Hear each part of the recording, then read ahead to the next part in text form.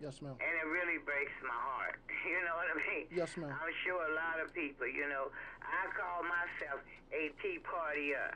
I don't have to be, out there. And but all of this here extra government we're having, this extra tax we're having, and they say some people don't pay tax. You buy a loaf of bread, you're paying taxes. You buy Pampers, you're paying taxes. You know what I mean? Yes, ma'am. And we are being promised jobs and stuff that never come up. And there's so many people that are disabled, maybe need a little bit more training or something like that, and they can get back in the workforce. Seem like we don't have that chance at all. And if you do happen to get in there, I would like to know, what do you intend to do about most of these things? Well, first of all, it's not the responsibility, ma'am, of government to provide jobs for people. It Mm-hmm. is the responsibility of industry. Yes. Politicians, I've never seen a politician create a job. I've seen them through policies destroy jobs.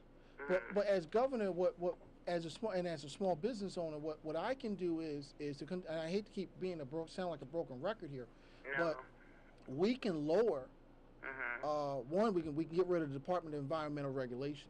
We Mm-hmm. can get rid of that agency. That's one, and start to roll back some of these onerous environmental regulations so we can allow businesses to grow.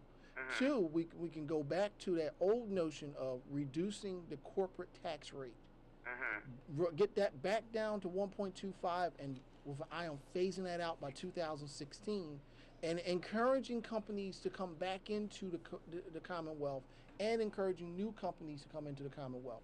One final thing. Under my education program, we call for every child in the Commonwealth of Pennsylvania to receive a laptop in the grade of 9 to 12. Well, Wonderful.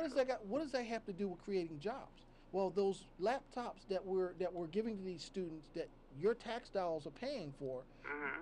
under our plan, we want to have those laptops manufactured in the Commonwealth of Pennsylvania, creating 25 to 50,000 direct jobs, and then another 100,000 indirect jobs, because those jobs will be tied to that industry. So that there, ma'am, is um, what we can do as what our administration can do to encourage job creation. But I cannot, as a politician, create a job. I think that's up to the Yeah, industry to do. I understand that about creating a job. I'm talking about, some people that may be disabled and may need, I say a little bit according to their ability, a little bit, more training or maybe something new, and they can possibly get back into the workforce. Well, on that note, in working with the disabled, we Uh-huh. have a moral obligation as a state government to ensure that those who are physically unable Uh-huh. to work, to get them up to speed in the state, and we will commit the dollars to do Uh-huh. that. And we will encourage industry to follow the American with Disabilities Act. And under Pennsylvania, if we do not have one, we will create our own Pennsylvania with Disabilities Act to encourage businesses. But you don't want to force businesses, but you want to encourage them Yes. by giving incentives, but Yes. incentivizing businesses to hire those who are physically disabled. Now, the state can continue to provide dollars to help those who are physically disabled. We have an obligation to do so under Uh-huh. Article 3, Section 29 of the state constitution. So therefore, I will continue that commitment under Article 3, Section 29 to help those. I hope that makes some sense to you. It does make sense to me, but it will make more sense if there was someone, that you could depend on maybe across the board to help, and, the smaller government plan that, you talk Well, about. now smaller government once again is being leaner and meaner, I understand. and taking care of those who are unable to take care of themselves. That is a Uh-huh. moral obligation, and I will continue to do so as governor. And that means working with those who are physically disabled, because I'm physically disabled as well. I walk with a cane. Yes, so do I. I'm very sensitive to that. And ma'am, I promise you, we will address those issues, and we'll have a more broader position statement up on our website within the next 10 days on that.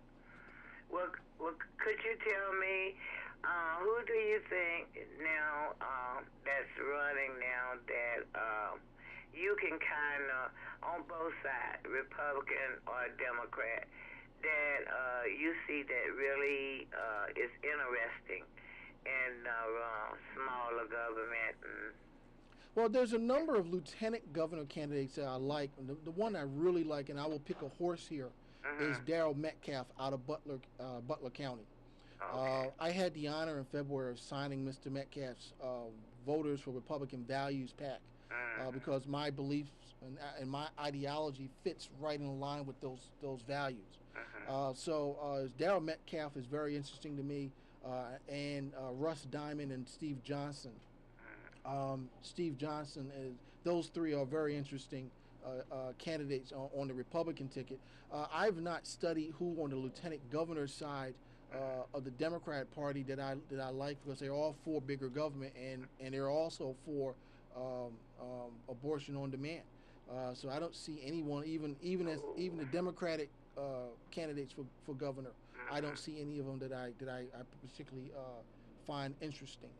Well, the Republicans that you mentioned do you think they're for smaller government? Darrell Metcalf is for smaller government. Steve Johnson is for smaller government. Russ Diamond is a strict constitutional constructionist. Yeah. Me and Russ, we differ on Article 3, Section 14, the interpretation of the Pennsylvania State Constitution.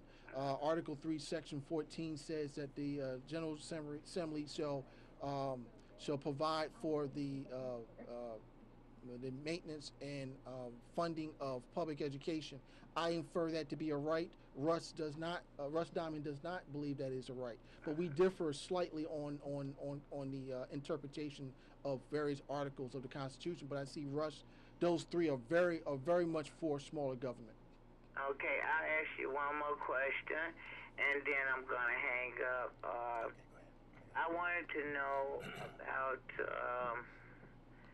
the